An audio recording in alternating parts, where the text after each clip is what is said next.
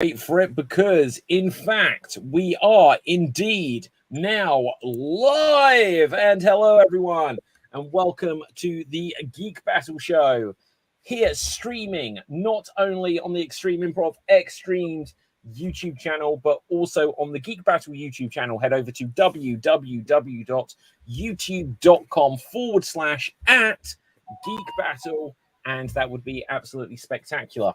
Now, to celebrate this fact, today is the first time where I am a confirmed geek. I have got the glasses. Nerd! I get to say it now. So it's fine. I have the glasses. So watch out, nerds, because I am now hidden amongst you. But speaking of which, tonight we're going to be discussing all kinds of cool things. We'll be playing some geeky fun games, and of course, we'll be reacting to what's going on in the world of cinema, video games, comic books, all that, like the shebang, reacting to the perhaps dismal failure of Ant-Man. I think a few of us have seen it now. We may be able to give some spoilers or not.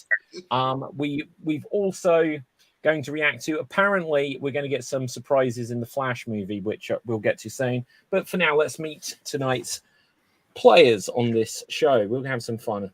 Tim, say hello to the people and give us a random geek fact if you have one.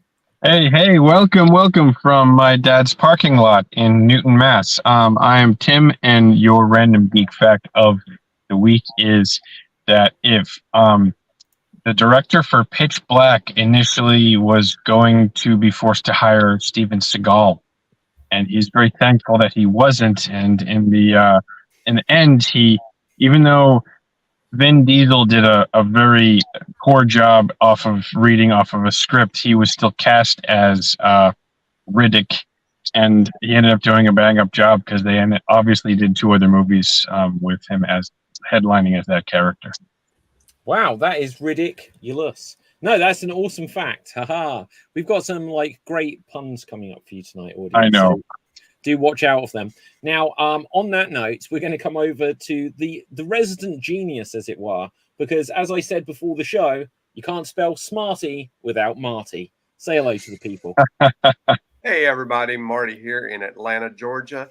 And my geek fact for today is apparently, I'll have to track this down and look at it because it sounds intriguing. But in one of the Star Wars comics, Han Solo and Chewbacca fly the Millennium Falcon to Earth. And they crash on Earth.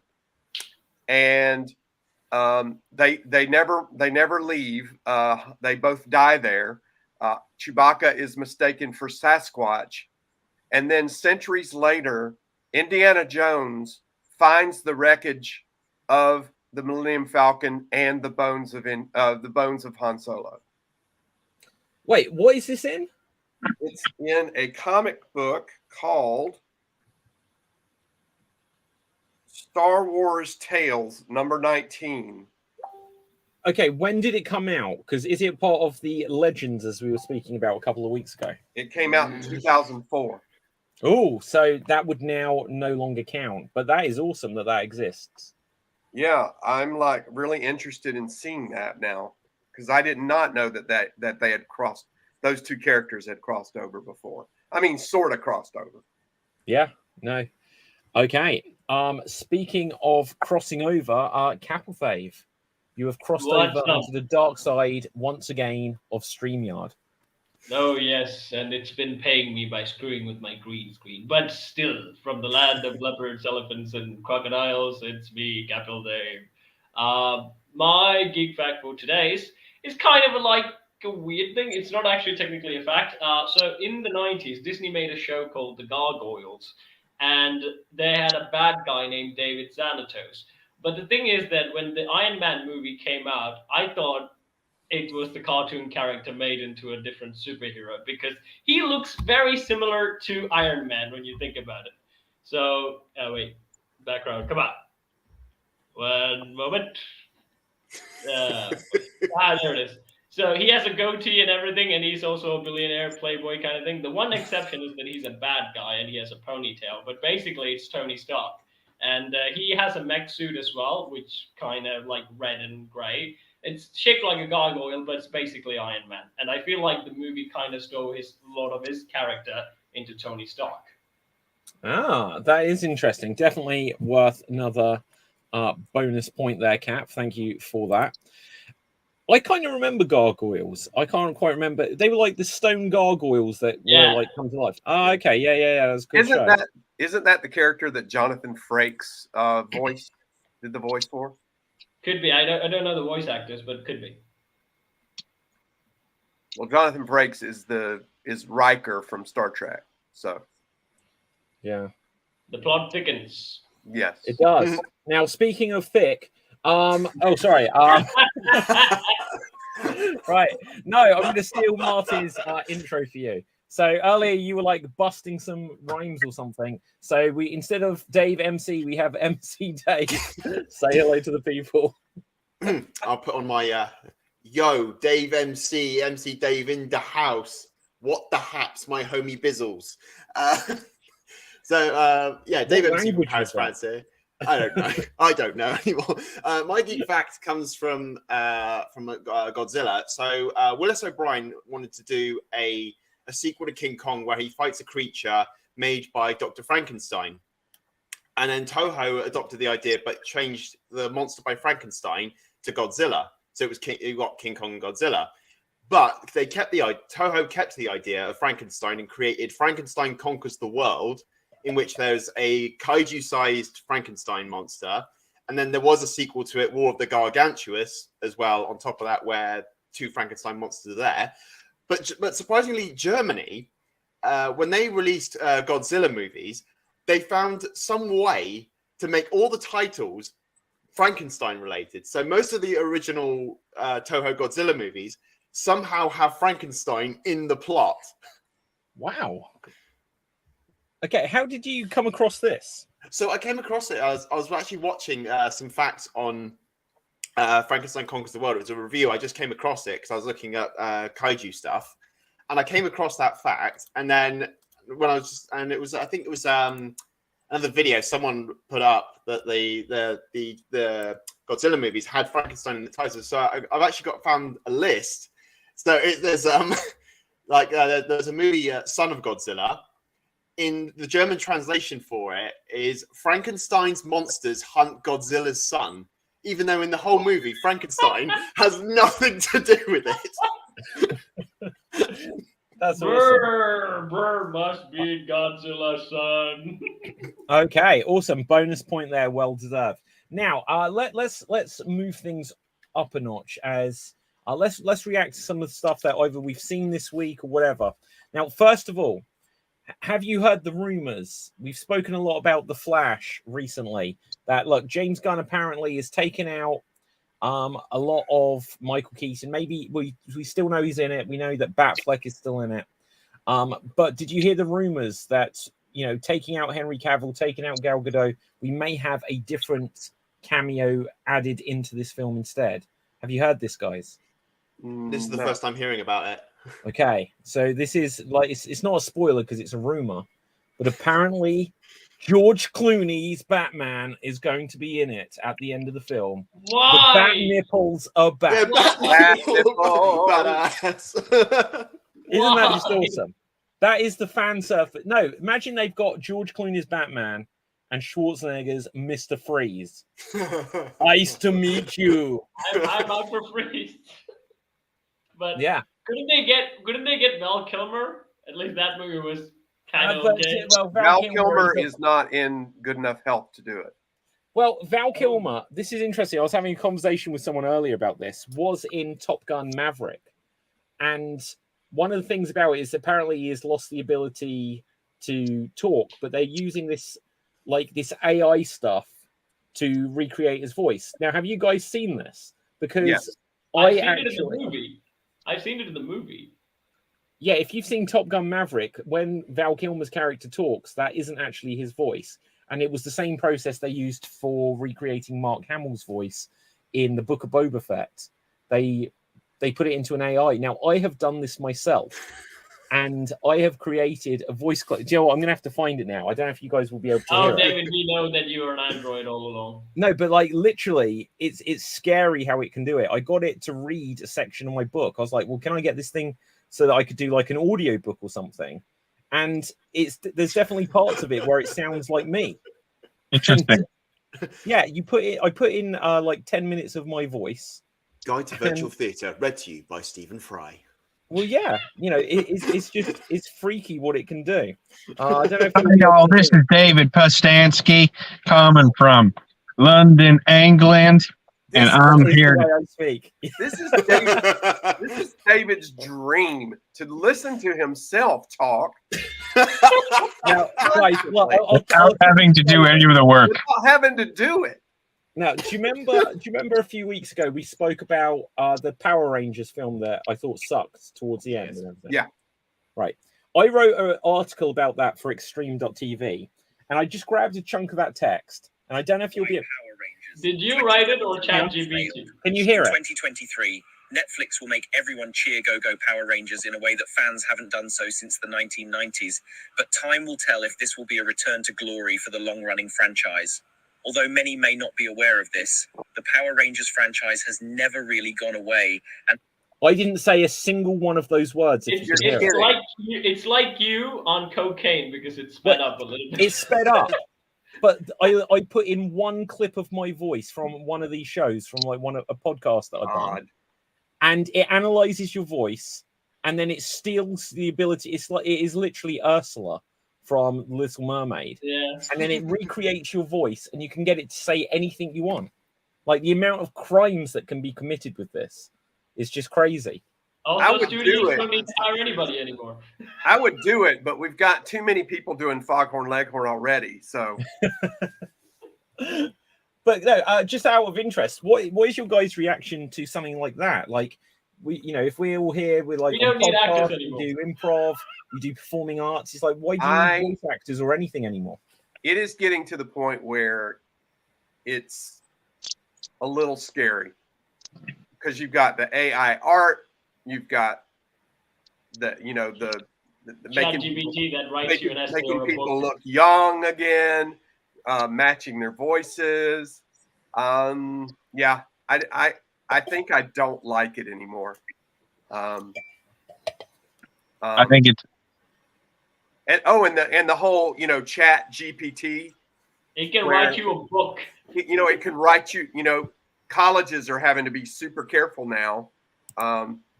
Because kids can just put in something and it'll write a paper for them, Yeah, and it can beat the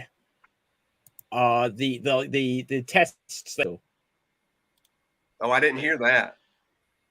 Yeah, so like it'll write, because like they've had tools for years to be able to. They can put through like an essay that someone writes for university or something, and they'll be able to tell if it's plagiarized from someone else's. So the whole Biff Tannen thing of I need time to recopy, whatever. It's like they have had tools for some years where they can just scan. It's like, well, this whole section has just been lifted from somewhere else. But now it will take it, it will analyze what you're saying, it will represent the same information, but it will do it in a way so that it's indistinguishable from an original piece. Tim? So I think it's interesting because when you look at, when the Avengers took the stones. When they took the stones out and they changed the timeline, you created problems you didn't know existed. Like alternate timelines and stuff like that. With AI, it sounds like we're creating problems that we didn't know existed before. But how do we solve those? And there's some people that think that the easiest way is to regulate it, or to. I think what we need to do is have a serious discussion about where those solutions could exist and what we're willing to change in our society as a result of that. Because there's some people that are implicating that if you pretend to be someone else's voice, how do you know that it's yours? And then does that become like misinformation, disinformation? Like, are you trying to influence or threaten? So it really becomes an issue of like, How do we work together as a society to address these problems while also protecting the freedoms of the people that are living? And, you know, if these are sentient beings, how do we also address that? Very interesting stuff. And I don't think there's a quantum realm we can disappear into to solve these problems. No, I don't. Cap. Yeah, so I worked with the catalyst.media.com once, and they was basically focusing on a book that was written by Gordon Moore. No, not Gordon Moore, some other people. What he said. So basically, the book is called "People Get Ready." It's how AI is going to affect you like super fast in this era. And I had to do audio read to that. I would highly recommend you guys check out that book. It's called "People Get Ready." It's basically about how AI is going to change whole society and also economy. So I recommend that. And the thing is that solutions mostly, again, will have to be depending on regulations. Although, so the thing with the whole AI thing is that there's still going to be need. So far, still need a human hand to actually monitor it. But that's the problem, is that we don't need many people anymore. We just need very few people. So the market's going to close up pretty fast on all sorts of fields.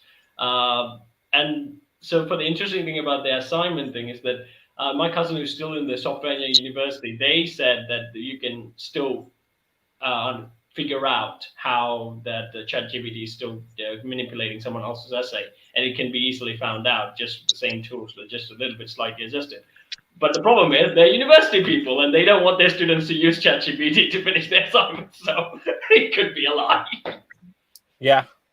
No, it's becoming super difficult just because it's going to make so many people redundant. Like, like first of all, it was like, oh, like here's this thing, it can create AI art.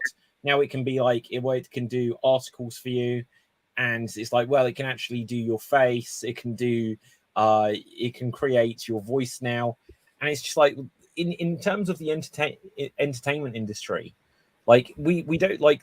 If I go up for an audition and it's me versus 35-year-old Clint Eastwood, I'd hire Clint Eastwood. So it's like, well, what shot do I have anymore?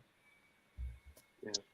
Well, you know, but at least we've got the solace knowing that, you know, AI can recreate your voice and other people's voices, but it still can't make MODOK look good. Well, exactly. That is the weird thing. How did MODOK look so shit when like this is like the whole Henry Cavill mustache thing a week after it came out, and it was the same when Luke Skywalker was first in The Mandalorian. A week after these things come out, someone just with their computer makes it look better than Hollywood can. Yeah. So one thing I'm just going to add is that I did a video about Alice in Wonderland syndrome is the real disease that actually is kind of what the author had to write Alice in Wonderland. So basically, I needed to make a cool thumbnail for it. So basically, I kind of typed around in Night Cafe. I think that's what the AI program is called. And it gave me this image. I hate StreamYard. Give me, okay. You can't fully see it. Shit. Oh my God, what is that? It came up with this image. It's basically like a weird Alice, but it fits the wording that I used to be sure about the Alice in Wonderland, the disease, the syndrome. And it was just perfect. And I was like, wow, I'm not even sure I could have actually had this done with an artist because it became so good. That's very intelligent AI artwork because it also came up with your face on it. Yeah. Well, I think I've mentioned this before. A weird thing a few months ago, I told one of these AI art things, and I'm sure they're even more advanced now, to draw Extreme Improv Extremed. And it kind of just drew like a Zoom meeting. And I was like, how does it know this? How does it know? It knows. It's weird. It is literally Skynet. We are going into the next realm of existence, guys. But it's going out there and it's grabbing stuff that it doesn't have the right to grab too, and that's going to be an issue. That's why I've avoided using AI art because it takes other people's artwork without consent. I saw a thing where they did all the characters from The Office as steampunk Mad Max type characters, and straight up Steve Carell's face was Alice Cooper's face. Wow. I never realized how much they actually kind of look alike. but they swapped out Alice Cooper's face for Steve Carell's. Alice Cooper and Steve Carell look alike. Well, go look at this thing. Hang on a second. Yeah, this is what we have this for. So, yeah. Alice Cooper, Steve Carell. Well, it might not do that. Maybe do Steve Carell, Mad Max. Oh, no, hang on. We're getting something. Did it come up? Well, you know what? Hang on, Marty. Open image in a new tab. I don't. This never opens it large. I wish I knew how to make it bigger on the screen to zoom it. So share screen, window, and share. So let's get this up. There we go. There you go. It's weird. It's not perfect, but there's a lot of it here. I mean, it is true. Yeah. Oh my gosh. Look at that one. Oh my god. That is insane. Well, no wonder it did that. Yeah. Wow. But the thing is that I think there was a video by legal. I think this legal ramification is kind of hard to put this to AI. Is that you can't actually prove that it's copied. I mean, like, even if you can prove the circumstances, there's some legal leeways that they can use to actually make it still usable. And again, you have to change a lot of regulations for this. Yeah, no, absolutely. Right. So, speaking of MODOK, who here now has seen Ant-Man and the Wasp: Quantumania? Okay, well, 3 of us have. Again, if we avoid the major spoilers. I don't care about spoilers, so you can. For me, are there spoilers? Nothing. I think the major piece of spoilers they're already out there. Spoiler. Well, maybe that's the only spoilers would be the post-credit scenes. Well, okay. So, Dave, I don't have to talk about those. No, Dave, Marty, let it rip. Let's hear some reactions to Ant-Man and the Wasp: Quantumania. So I've had a week. So that's why I'm here doing Geek Battle. That's why I went to go watch it. And now I've pondered on it, but I think Kang was unnecessary for the film. What? Main villain. Everyone said that was like the only good part.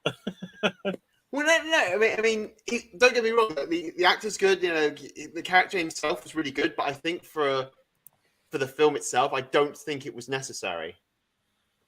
And I think this might go off into a whole spiel because I like to hear myself talk sometimes. In that, I think Kang's a bit of a problem. Kang is a bit of a problem because the way like the Infinity Saga had these, they used Thanos sparingly, so that he would be, and we didn't really see, we'll call it the big bad. We didn't see him until Infinity War and Endgame, but he was here and there. But with Kang, it's like we've seen him now in 2 major points in this phase. So we've seen him in Loki, and now we've seen him in Ant-Man. And I think he should be used more sparingly, so there's more mystery to him. And maybe like in Phase 5, we see it like with Thanos, we see a bit more of him, but then we don't see much of him until we get to like the end game sort of area, where we see a bit more of him.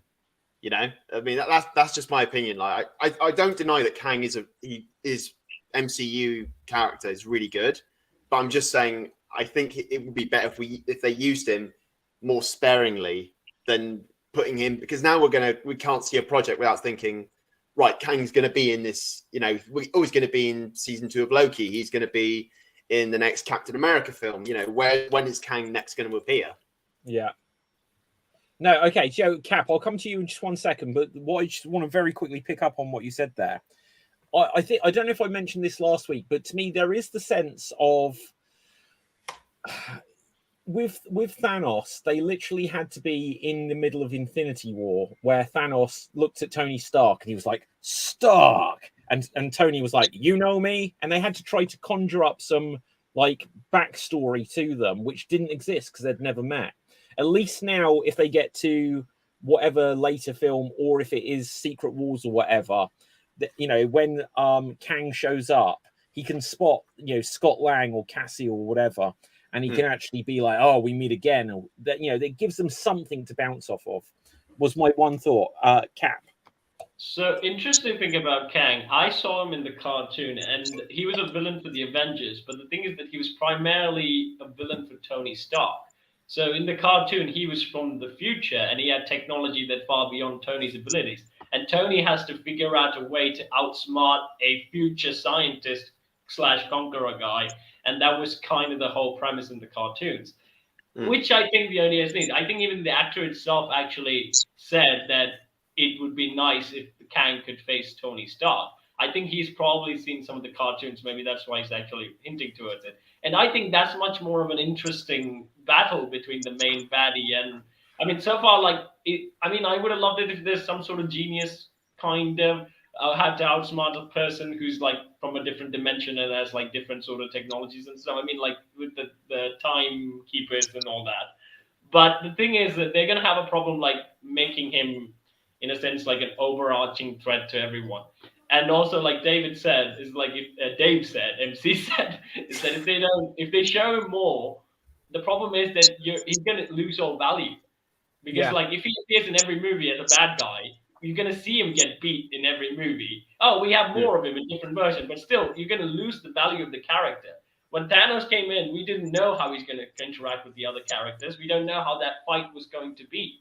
But this one, you basically can, do your mental math and says, oh, this is gonna happen, this is gonna happen. And in a sense, it doesn't have that much weight to it because we've seen him so much. It becomes a series villain more than a big. Out of interest, what do we know that is coming up in Phase 5? Because, like, when we say, oh, he's going to pop up in everything, what movies are coming out? It doesn't feel like he's going to be in Guardians of the Galaxy Volume 3, but he might. I don't even know if they've really shown who the villain is. The trailers have been kind of vague on. Oh, they have. Who's the villain? It's the High Evolutionary. Yeah. Oh, okay. He's the guy. He's played by the actor who was in The Peacemaker. John Cena. No, the other guy. That would have been awesome. Okay, what else do we know this even? What are they filming? I know they've got. I don't know if it's a series or the film, but they got New World Order, which will be Captain America. The Marvels. Oh yeah, so Captain America for the Marvels. So do we think Kang is going to show up versus Captain Marvel versus the new Captain America? Like how can they have, like, it was interesting that they'd got Scott Lang, who essentially has no powers, able to have a fist fight with Kang. And so if they, it was such a big thing for me where they've got Thanos with the gauntlet and Captain America should have been completely outmatched, but they could go on, oh, he has the heart to fight him. But, like, he was at least a super soldier. It's like, how are they going to make Kang still seem credible, this exact thing you guys are saying about, if he's just going against, like, Bucky or Yelena or whatever in whatever that one is called, Thunderbolts, and they've got no powers? I think it depends on the Kang. We forget that he's a multiverse character, and the first version of Kang was the guy who was trying to control all the other Kangs because they're a lot worse. So basically, they're going to do like what they did to Loki, right? There's like one Loki who has Thor's hammer and stuff, and there's like other Loki who's a kid. Basically, they're going to do that. I mean, that sounds like a different version of a big bad, instead of like this singular character, he's more of a concept that travels through all the multiverse. So it's like, all right, how do you stop a thing like that? Like all the Kangs that are like, oh, well, Kang's messing up this time. What, is it a catastrophe or just a little multiverse tickle that Kang gets into now? A Kangtastrophe. A Kangtastrophe, yeah. Like, is it a big one? Is it a small one? What are the ripples? I don't know. I'm just trying to justify the chaotic sort of storytelling that's going on in the MCU right now. I admit when I came out of the film, that thought did cross my mind. In the how is if he is going to be in more projects, is how is each Avenger or how each character is going to face their version of Kang. And like you're saying, like there's multiple versions of him, so there'll be different states he's in. But I'm still of that mindset of like, but you know, it's like the T-Rex constantly appearing in like Jurassic Park. You know, in the Jurassic World, it's like right, you put the T-Rex up, but it's lost its value. You know. It doesn't matter if it's orange now; it's just still a T-Rex. Yeah. It's just there. You know it's coming, but just when. But also, this is the thing, right? You can say like, okay, like I'm a Kang that from different universes. I've beaten the Avengers. Aha! We can bring the Avengers who beat the Kang from another universe. Basically, you can do that too. Just very quickly before we come next to Marty, I just want to point out that Disney own Marvel. They also own this variant of Kang. So I just want to see that at some point. And like this website over here have come to the idea. They need to do that. Kang the Conqueror. There are some models of the same thing being repeated over time, but it's not like a big bad. It's more like, oh my God, they killed Kenny. So it's like you have sometimes maybe that like, oh, what's Kang getting into this time? Except it wouldn't be that. So we're going to see him be decapitated, run over by cows, shot, exploded, turned into a zombie, chopped in half with a chain. Who knows? Who knows? Yeah, oh my God, they killed Kang! You bastards! What is Kang's rivalry this time? How does he get? You know, how does he? Now you can't run me over by a bus. You can't run me over by. Aha! But have you thought about dynamite? Like, if you watch the show What If, they already did the oh my God, you killed Kenny with Tony Stark. In every episode of What If, they found a different way to kill off Tony Stark. And again, to me, it was like, guys, like this doesn't mean that this makes it so Tony Stark's death was meaningless. Yeah. You know, and then they were like, look, if you didn't think that we made his death meaningless enough, we're just going to show the table of writers in the end of She-Hulk that we're actually the ones that decided he's dead. And so why not do it with Kang? Just like, you know, have an army of Kangs and just like have like, what was that Arnold Schwarzenegger film where they have the clones? The Sixth Day. Do you remember that? Yeah. Right. And there's the bad guy who was the bad guy in the movie Ghost as well. And like he's dying and he's made a clone of himself that isn't fully formed. And the clone comes over and he starts taking the clothes off because it doesn't clone the clothes. And the one that's dying is like, you're not waiting for me to die first. And it's like, they should totally do that with Kangs, where he's like, give me the helmet and stuff like that. He's like, I'm the new Kang Prime. It's going to get real old real soon. So the problem is now that DC, you know, I feel like DC's like, okay, we're just going to take Spider-Man No Way Home and make it The Flash, but Batman-esque. Like, how is DC going to make a successful movie if they can't copy Marvel's good ones? They can copy the cartoons. They can copy the cartoons. Still, I've been saying this. Just copy the cartoons. Marty? Okay. Well, before I start on MODOK, I saw a quote today saying that James Gunn said that the DCU, moving forward, the DCU will be more planned out than the first couple of phases of Marvel. So, meaning that I guess he's just bragging that they'll know where they're headed a little bit more than in the past. But I don't know. Anyway, Ant-Man and the Wasp, it was fine. I don't know if I'll ever watch it again. I feel that way about the last couple, like Doctor Strange, Thor, and Ant-Man. Am I ever going to watch them again? I don't know. First of all, the whole quantum realm is supposed to be a Fantastic Four thing. So I guess I kind of understand why they introduced it, because they didn't know they were going to get the rights to Fantastic Four back, probably. But Kang is primarily a Fantastic Four villain, although he does cross over a lot in other different. I don't know.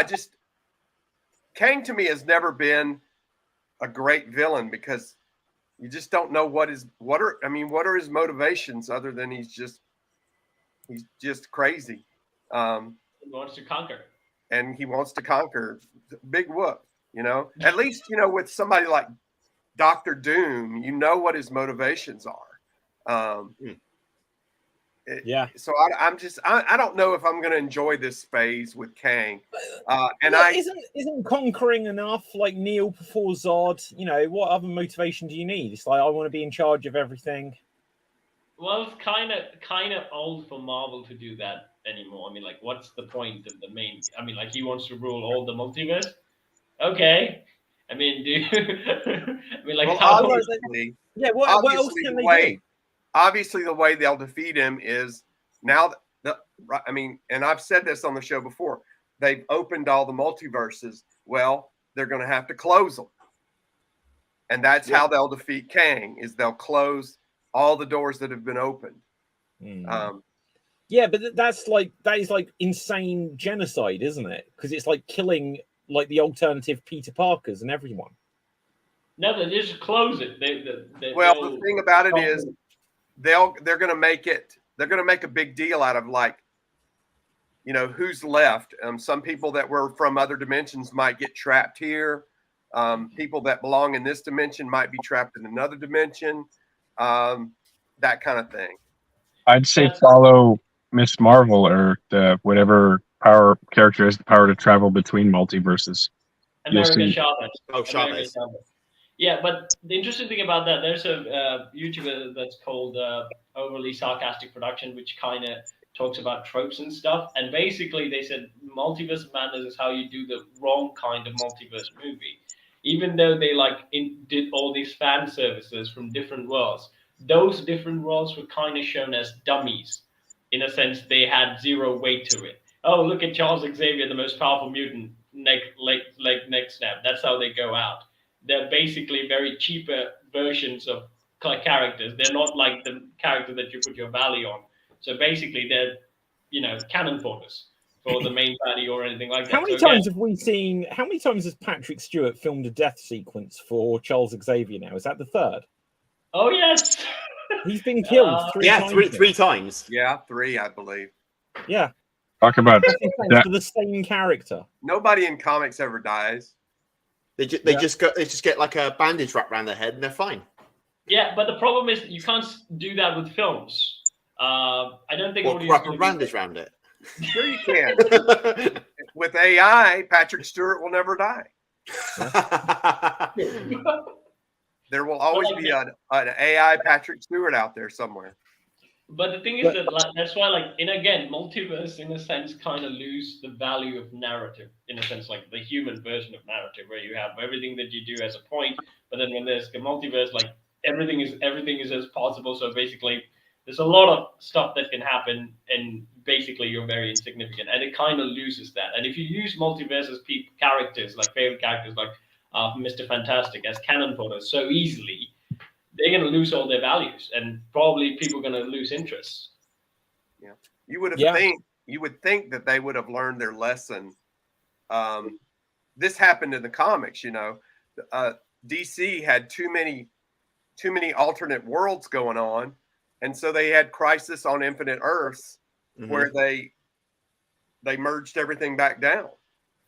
And so Marvel's going to have to do that with the movies. They're going to have to, like I said, they're going to have to shut off all the multiversal stuff, because when everything is possible, it just gets a little boring. And when everything is possible, everything has the same value. Yeah, there you go. Especially in storytelling. Then I could. So it's the syndrome effect. When everyone's a superhero, no one's a superhero. Are we saying that if there is definitely a multiverse where MODOK looks good? No. It'd be like the Scarlet Witch thing. It was that every universe MODOK looks shit except for one. guys, Dave, I have found it. Behold. No. Is that Jimmy Mack? Is that Jimmy Mack? No, it's the guy from MODOK's just mad because he's got a big face. It just looks like Jimmy. I'm sorry. I don't know why George Costanza's like popping in Marvel now. They already made a meme about with Hulk. The craziest thing though is like I don't know if I can bring up the original image that it's based on. Oh, Like it literally, I don't know what website on it. Wait, it's Forbes, and it actually says his I can't speak. His horrifying face goes viral. But then, so we can get a good look at what the actual thing looks like. It's that, and then you have that. And it's Why? thing. I'll tell you, Oh my god. Yeah, I don't know if. Oh my god. You've got all these bad guys, and they go with MODOK. I don't know if it was the same for you, Marty and David, but when I was in the theatre last week, as soon as MODOK came on the screen, every single person in the theatre I was in burst out laughing. Like, I don't know if I was the loudest, but I was just like, that's really funny. I was like 10 minutes. I was just crying because it was, and every time he appeared, even during a dramatic moment, I just burst into laughter. Yeah, Marty. I don't care. I mean, fine. They rejiggered his origin and all. I don't care. I don't care with everything else that's going on. I don't care if he's Darren Cross, but scar him up a little bit. Every time he smiled a lot. And it made him look like he was happy instead of he's like trying to kill him and he's smiling. And I'm like, this is so messed up. It's also weird that of all of the villains that they brought back, like I couldn't have even told Darren Cross if you say so. It's like I wouldn't have even remembered that as a Marvel villain. And he's the one that comes back, and this is what they do to him. Yeah, it's like Loki came back, and Thanos was in a few films, and then this. Did you see that the actor who played Darren Cross is like, yeah, I'd be up for more MODOK. Well, of course you would. No. I'm like, of course you would, because you'll get a paycheck. But come on. Yeah. Like I don't know. They should make that movie like a 15. That will scar people for life. Yeah. And then at the end, they defeat him, and then basically they're just like, "Hey, just don't be a dick." I feel like we're in that period of like the 70s, like back in the 70s, when some of the movies were just like, this makes no sense, and then it takes it, and then it takes another like 5 or 6 years to really get back and focus and like, you know what? Maybe we should focus on storytelling and bringing in original creators. Look at Cap's screen. Look at Cap's screen. Oh my god. That's insane. Meet my son. Oh man. You want a piece of me? Wow. Okay, guys. I do actually have another interesting story that I forgot that we should have picked up on. Oh. So I do want to bring it up. Well, yeah. Okay, I will bring it up here. But apparently, Warner Brothers are planning a new lot of Lord of the Rings films. And up and do. So I don't know how to feel about this. I mean, the thing is that they have an opportunity because Rings of Power was so bad that they can we can make it better than that. But again, how better it's going to be. Well, even in this article that I've got here, if I just bring it up for you guys here, it says a key to the. Now I don't know who wrote this, so credit to whoever they are. Right, Garth Franklin. So this may just be him speaking here. It says a key to the new films will be getting Peter Jackson and Fran Walsh and Philippa Boyens on board after the Rings of Power's series producers Amazon fumbled its courtship with the team, who had no involvement in the TV series. The trio are reportedly at least engaging with Warner's and New Line Cinema for now. So, yeah, get the band back together, basically. But what stories are they going to do?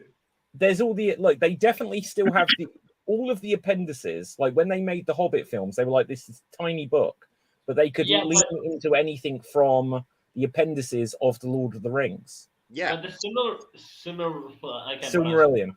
Yeah, that one is to Amazon to make TV shows. I don't think Warner has. Apparently not. Okay, so yeah, I don't know this for fact, so you might know something that I don't. But I heard months ago that apparently and maybe I feel like we discussed it on the show that they'd only got the rights to tiny little things. They don't have the So full rights. it says here. Once again, let's see what we've got here. Like New Line and Warner's have made a multi-year deal with the rights holders Embracer Group to make several new Lord of the Rings films. And let's see where it says here.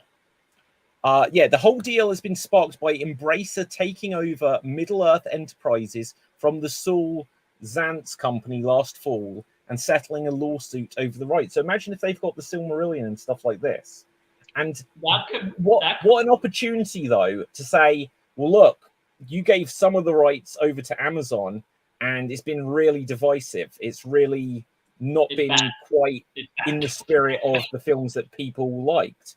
And then, look, I think Christopher Tolkien passed away at some point, and his family, they're going to be like, oh, if this gravy train is going to stink, let's give it to the people who made it a success 20 years ago. I think Tolkien's son was much more protective of the rights. I think that's why he was very. But I think right now he's also passed away. I think Tolkien's son's also passed away. I think so. I'll double check this. Did he pass away? And the rest of the people don't. I think I've heard this somewhere. I'm not sure how this is true. Is that one of them is a very failed writer, and he had no other choice but to like make money off the books. But the thing is that it's okay. It's just his family, can do anything he wants. But the thing is that. Wait, I forgot. Shoot, what I was going to say. Okay, continue on. Well, it's like in the Rings of Power, they like going off the things that they have and they don't. It's like they hint at. I think I'm assuming you've seen it, like bits of it, Cab, and that the one who's supposed to be with the pseudo hobbit, the wizard guy, they're hinting that that's supposed to be Gandalf.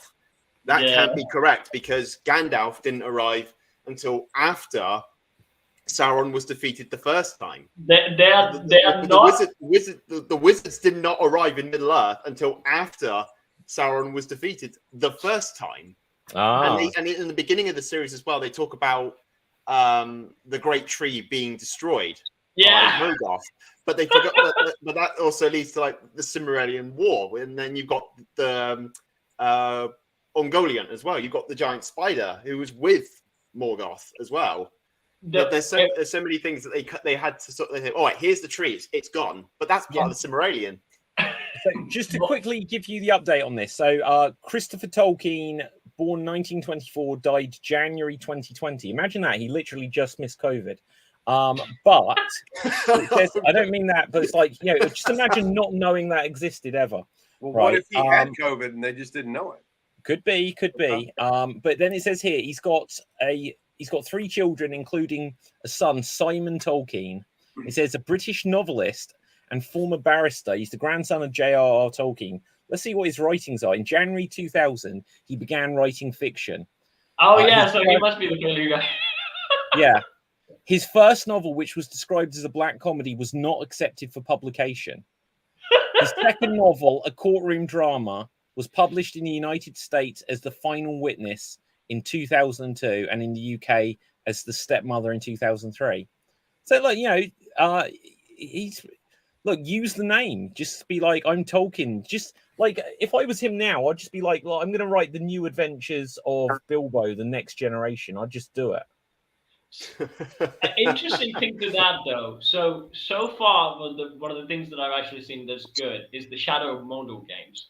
Which I think, they had some other problems with the games like payroll and everything. But the thing is, the story is actually really good. And it's kind of like the Clone Wars. Basically, they set up the story in a very smaller time window. Again, a lot of the things probably doesn't work out because of we had the books and everything. But the problem is, David? No, okay, sorry. I was going to say, I'm only on Wikipedia, so who knows if this is reality at all. But this will be very telling about what's going on. It says here, reaction to filmed versions of J.R.R. Tolkien's works. Simon Tolkien disagreed with the policy of his grandfather's estate in regards to the Lord of the Rings films. When Christopher Tolkien issued a statement that Tolkien estate would be best advised to avoid any specific association with the films, Simon Tolkien broke ranks, offered to cooperate with the filmmakers, stating, "It was my view that we take much more positive line with the film, and that was overruled by my father." Following up in a 2001 interview with The Independent, Simon in 2003 gave interviews to the Daily Telegraph and other media in which he discussed his strained relationship with his father. describing it as a permanent breach. However, they subsequently reconciled. Now, this may sound positive, but if you haven't read the bottom here, get ready for this. As of 2022, he is a consultant on the Amazon TV series The Lord of the Rings, The Rings of Power. So if if it's now in his hands, and he gave us The Rings of Power. So his first book was unpublished, and then he was like, "Yeah, just do anything." What about the continuities? Like, I didn't read it. Just what you're saying is, just cut me a check. Just cut me a check, please. Yeah, whatever. They're like, whatever. but the Great Tree, did that affect the Silmarillion War? He's like, I don't know. Right. Anyway, We need to take running classes with this one. Simon says. Yeah. But I mean, that's like the inevitable thing in history. Like your parents may build the kingdom, and then the children most likely will ruin it. I mean, look at what Simon did with Morgan. The thing about the Amazon show is not just that show is bad. Just about every show I've tried to watch on Amazon, and to be honest with you, other streaming services as well. TV's not very good right now. Well, you watch Invincible on Amazon, technically. That's a cartoon. It doesn't count. And also, Reach is That's also right, Marty. Cartoons don't count. I think cartoons count.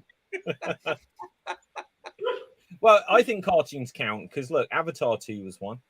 Dave MC. I got to backtrack a little bit. It's there's the Lord of the Rings stuff. It's like no adaptation of the films, nor the books really, has ever been completely accurate to it. So like the Rankin Bass movies, like the Rankin Bass Hobbit and the Rankin Bass Return of the King, somehow turned them into a musical.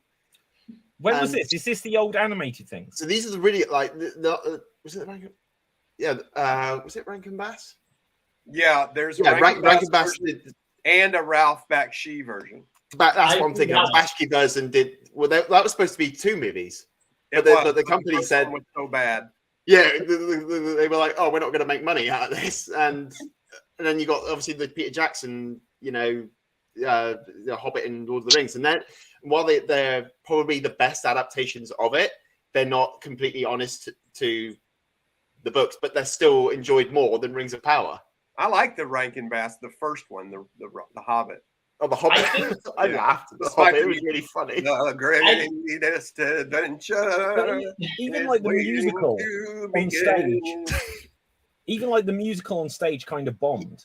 Like, yeah, it did. This evidently isn't an easy property to do well with. I think they need to give whatever money they own to Peter Jackson and say, do something good with it. Like, take your time. It doesn't need to be rushed like you did with The Hobbit. Like, halfway through filming the first one, they're like, hey, can you split this into 2 movies? And he was like, yeah. Tim. What really struck me when I was reading the books was, and I still remember, is like how they introduced the legacies of characters. Sometimes you see Aragorn's, I guess, epigenetic history in how his actions are, and it written like as if like the way he wields his sword, his father wielded it, and the Numenorians wielded their swords. And I guess, how do you put that onto a movie?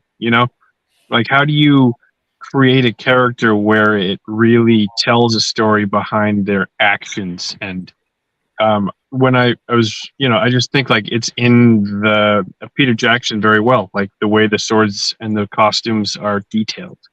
And also, if you do enough, I think enough of a good job, you probably won't do 100% of a job. Yeah, absolutely. Yeah, if you do enough. But like that's the thing I hate about Rings of Power is that they didn't even do enough or the minimal amount. That's what actually bugged me. Did you know that the Beatles wanted to film a version of the Lord of the Rings? What? Yeah, no, that's look it up. That is absolutely hilarious. Yeah. Okay, let's check this. I think the Rings of Power tried to, but I don't know how they could have done better. It tried too hard to be the Jackson trilogies. I think it tried to be too epic. Well, was it trying to be the Jackson trilogies, or was it trying to copy the way that? I don't know. I'd have to watch both of them and try, really look it over. What, The Hobbit? I didn't watch The Hobbit because I felt like The Hobbit was a money grab. Well, It's only one movie. go online and find the Tolkien. There's a fan edit of The Hobbit. It's called the Tolkien edit. It is really, really, really good. It takes out everything that shouldn't be there. When I saw the Goblin like mind trip where they're like just in the water for 10 minutes, I'm like, this is fan filler fiction. Like, get out of there. They took all that out. Good. That fan edit. I have it on deep. A friend of mine burned it to DVD for me, and instead of watching the original Peter Jackson ones, we watched that. What went wrong with that film was Guillermo del Toro was supposed to work on all of the films with Peter Jackson, and at some point, and I don't think anybody even really knows why, he just bailed and said, "Nah, I can't do this." I think it was because it was taking them too long with the rights. He was tied up in, it was taking years because they didn't actually have the rights to them. That's why when Peter Jackson started, he started with the Lord of the Rings. It's like, why? Because no one had the rights to the Lord of the Rings, because it was like, well, you make the Hobbits, the first one, and then he was like, well, we can get the rights to the Lord of the Rings, and that's what he ended up making. So it took them several years to sort out the rights of to the Hobbit to be able to do it. Guillermo bailed halfway through because it's like, we're wasting too many years on this. And so Peter Jackson was like, well, I guess it's going to have to be me. And then after they started filming it, they were like, can this be a trilogy? And whatever money or whatever reason they offered to do it, that's why like the pacing of the three films is really weird. And like the climax of the first one in particular really wasn't meant to be like a cutting off point. And it's just kind of bizarrely done. It feels like it's going into a commercial break, not the end of the movie. Well, the fan edit takes out all of the elf dwarf romance. It takes out the barrel ride video game segment. It seriously. What about Legolas? They have to take him out completely. He's not in the book, so he shouldn't be in the film. Yeah, I think they take him out. The thing with that though is, I think they went on the idea that for the timeline, there was like, well, there's no reason why Legolas couldn't exist at this time, so he would have been there somewhere. No, like if he was just in the Mirkwood segment, fine, no problem with that. If he's just in there, it's a nice little cameo. Les Legolas, he's there. True. But then he takes up the majority of the third half of the Desolation of Smog, and then he's in the majority of the Battle of the Five Armies. Like, why are you here? Go away. Well, because look, here was the other thing, right? When you'd got the Lord of the Rings, it had the Fellowship, and it was a variety of people, and like all of the ladies were swooning after Aragorn. And then it's like, when you pitch it, like the elevator pitch, it's like, well, we're going to have 13 Gimlis. They're like, oh, we need to get Poldark in to be one of the dwarves. And look, we need to bring Orlando Bloom back. We need to bring something. We can't just have like the small bearded men everywhere. So they did what they could. So I would say, like, if you do want to watch any of the Lord of the Rings stuff, I would say, like, play the Shadow of War games. I think they're actually really good. I'm not about the online. I'm not sure about the online stuff because, again, I think they did some cheap stuff with the money, with the play to win sort of things. So instead of that, just play the game storyline, and I would tell you, it's a far better Lord of the Rings spin-off than anything that I've actually seen. I'd like to throw a contrast on that, Cap. Is that play Shadow of Mordor, but I would say that's its own separate thing. It's not considered continuity of the book. But I would say play Lord of the Rings Online, because that is more Tolkien accurate. So it's sort of like it happens sort of during the Fellowship. So you're your own character and you're doing events not tied to the Fellowship, but you're in while this is all happening. Speaking of franchises that they're making stories of, I can't wait until they make a Halo series. That'd be kind of cool.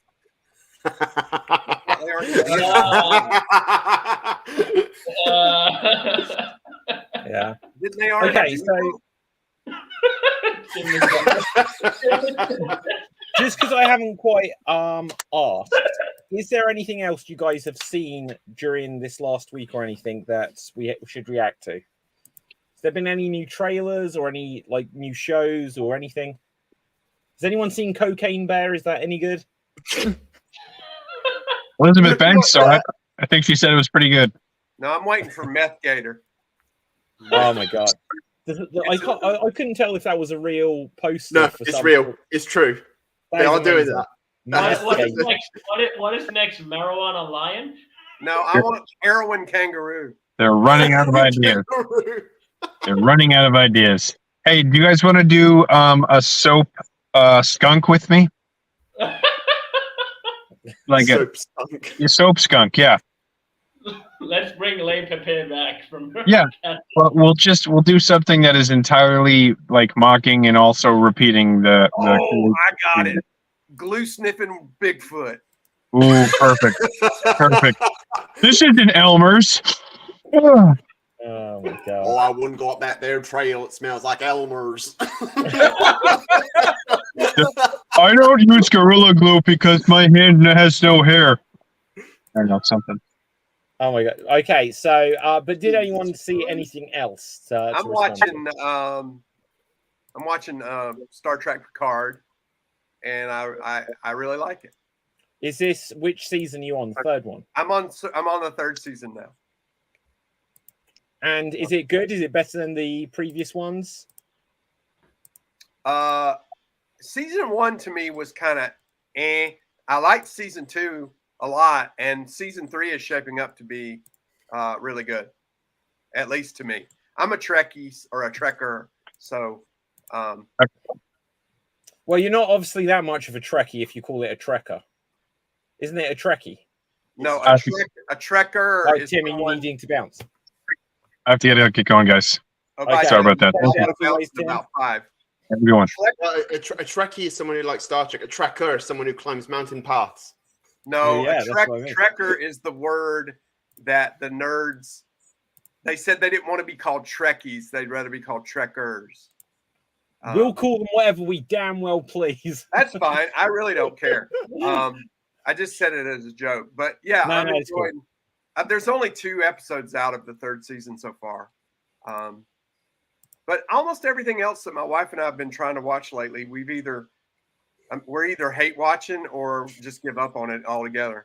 I recommend the Amazon series Reacher, which I think is really good. My wife won't watch that. I think Last of Us is boring as hell. Wow. I still need to get back into like watching that. It's just making it so I have the. I don't know. I just think it's boring. I'll give you a laugh on the zombie front.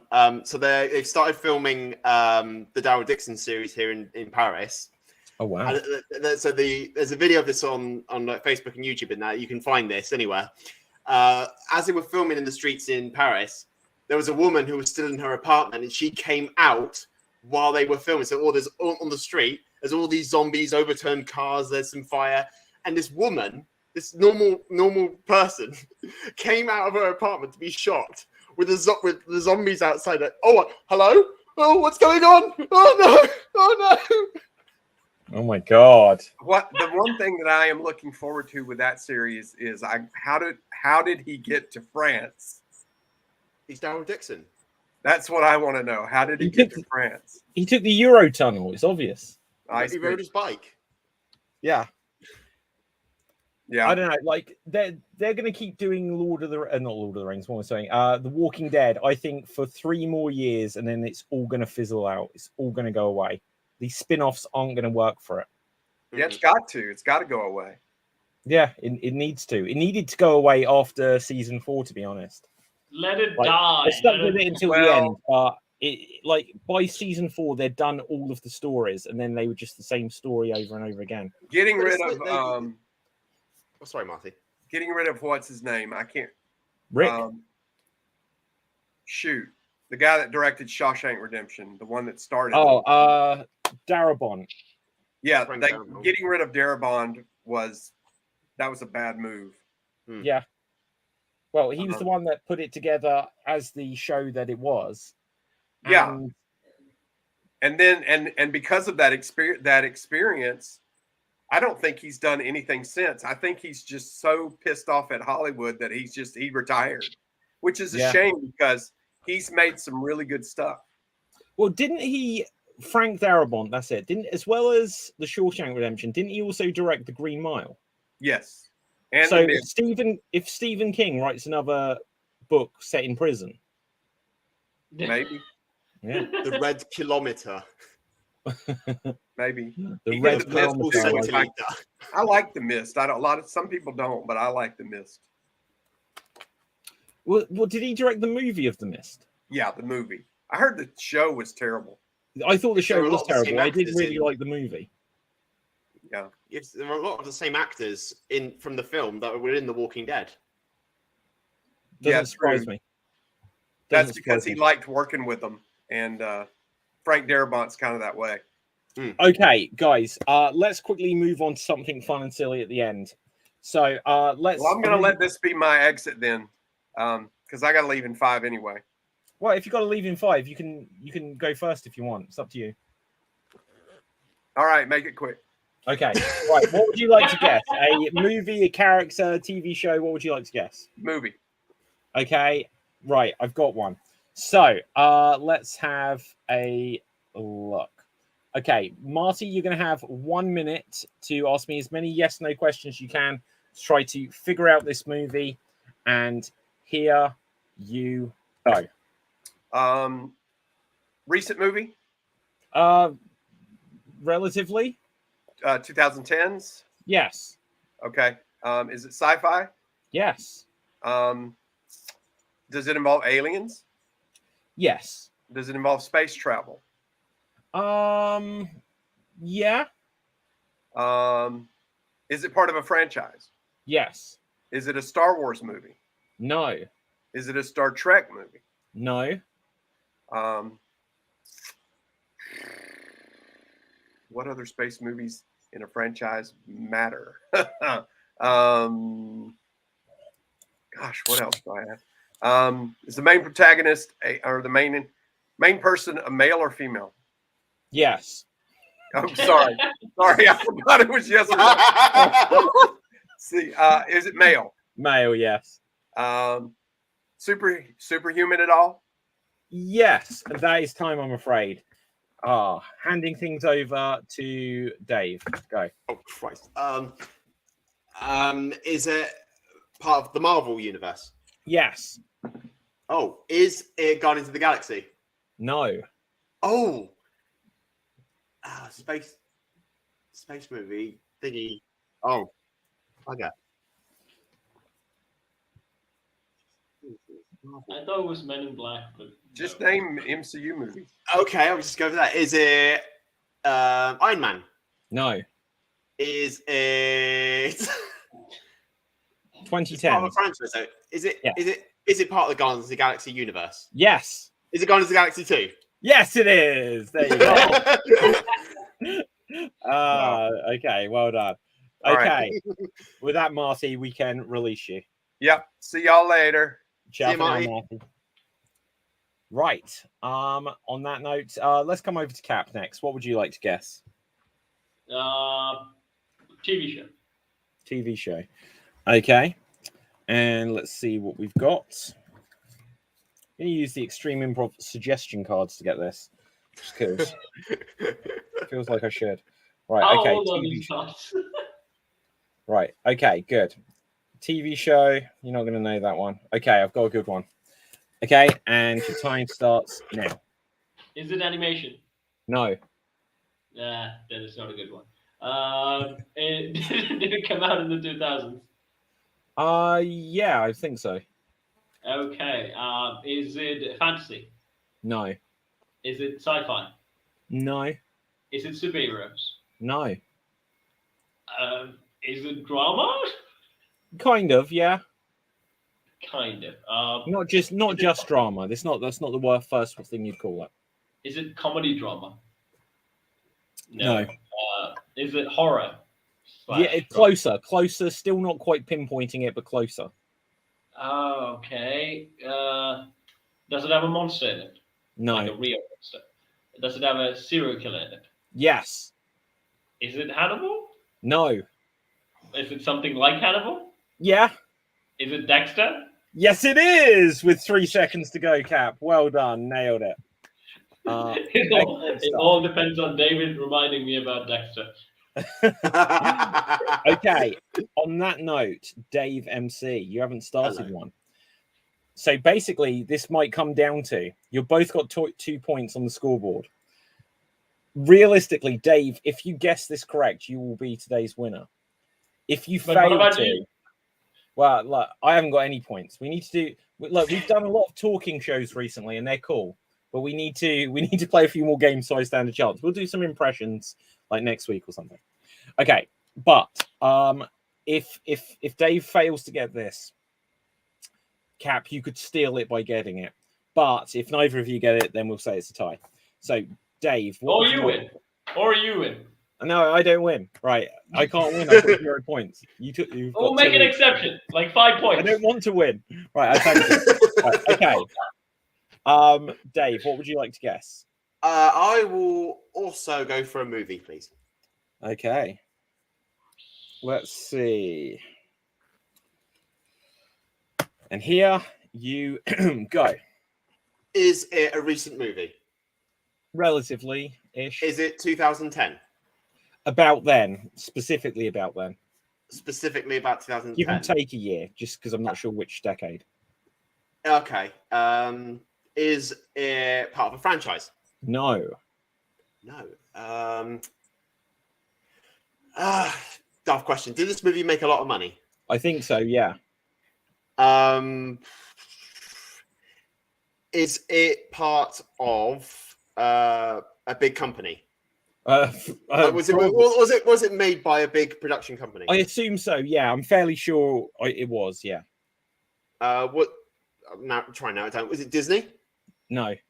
Is it? It's not going to be. Well, that's the only one really. Is it a Fox movie? I don't know. It's not owned by Disney now. It's not owned by Disney at all. No. Is the main character a male? Yes, but that is time, I'm afraid. Okay. Cap, handing over to you. It's your opportunity to steal it. Go. Is it a Warner Bros. Movie? I think it is. I might be wrong, but I think it is. Is it fantasy genre? No, it's not fantasy. Is it sci-fi? Yes. Oh, it's sci-fi. It came out into Is it Prometheus? It's not Prometheus. Good guess, though. But is it on the Alien universe? No, it's not from the Alien universe. It's not from the Aliens. Is this It's horror? not part of a franchise, mate. It's a one-off. Oh, it's a one-off movie. It's a one-off movie, not a part of a franchise. It's sci-fi, right? Yeah. It's sci-fi. Shoot. Now I'm more pressured. It came out in 2009? About then, I couldn't swear what year. 2009, 2010? Does it take place in space? No. Oh, so it takes place on Earth? Yes. Does it have an alien visiting us? No, it doesn't. Does it feature any aliens at all? No, it doesn't. That is time. Now, I will give you 1 more minute for both of you, someone to try to steal it. Go. Are we both going, or is it Yes, just like? you are. You're both going. Oh, we're both go, going. go. Okay. Right. Is there a horror element to it? Not really. Okay. Is there a comedy element to it? Not especially. Sci-fi. World's End. No. 2012. No. Is it The Martian? It's not The Martian. Oh no. Is it Interstellar? It's not Interstellar. Is it a Christopher Nolan film? Yes, it is. Oh. Is it oh god, what is that film called?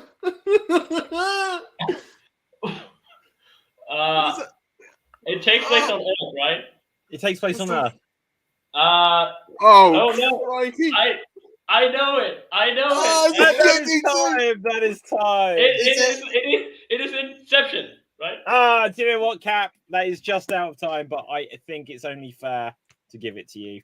So, It's Cap, Inception, I would right? say- It's it was- Inception. It was Inception. Yeah. We both had this. No, you just got it first, Cap. Well done. Yeah. Although I'll give I it to had a Cap few- because he said the Christopher Nolan thing. Yeah. But yeah, so well done. Very close on that. So Cap, I will say you are this week's Geek of the Week. So congratulations. But with that, let's begin to wrap things up. Let's find out where you can find you guys, and if there's anything that is your recommendation for people to check out in the coming week, let us know and where they can find you. Dave. Well, I haven't got my background with me, so you can find me here on Geek Battle. You can check me out on the next show, The Extreme Show, and check me out on Thursdays for Extremed. Check out my YouTube channel, Dave MC, as written below. Dave MC. I upload gaming videos every Saturday, 10 a.m. for me local time, but they go up every Saturday to Star Wars videos. And my recommendation would be DC Comics Tales from the Dark Multiverse, Batman the Silenced, where Batman is committed to Arkham Asylum and he goes on a killing rampage. Wow, awesome. My name is David Pistansky. Find me on Facebook, Instagram, and Twitter at David Pistansky. So make sure you smash the subscribe to the Geek Battle YouTube channel. And also check out the Geek Battle Gaming YouTube channel. I'm going to have a cool video coming up within the next couple of days, hopefully, where I have repaired one of these. This is a Tiger game farm. And it didn't work, but you'll have to see on the video if I got it working again. Because believe it or not, I did. Right. So, who haven't I come to? Cap or Fave, where can the people find you? You can find me here on numerous shows. You can also find me on Swat Deeds, where I sing, I dance, I throw myself in a bucket, and I work with puppets. And recently, I made a movie about the Breakfast Club after David suggesting that the 80s had the best movies. I went around and checked out the Breakfast Club, and I really did like it. And I made an interesting case where how Sri Lanka is actually the basket case. The country itself is the basket case from the Breakfast Club. So check that video out, and I'll be making a video about David Santos and Tony Stark on Swat Deeds. Also, my recommendation is that I've been watching a live action series called, not a live action, just a normal series called Leverage, which came out in 2008, I believe. It's about con men / thieves doing, busting and stealing stuff. And it's really interesting. And I didn't want to check out Money Heist, so I checked out this, and I find this really interesting. So go check that out. Okay, well, until next time, stay safe, always stay extreme. Make sure you check out tonight's edition of Extreme Improv Extreme. It is episode number 398. But until next time, ciao for now. Boom. And we're off the air. Da, da, da, da, da.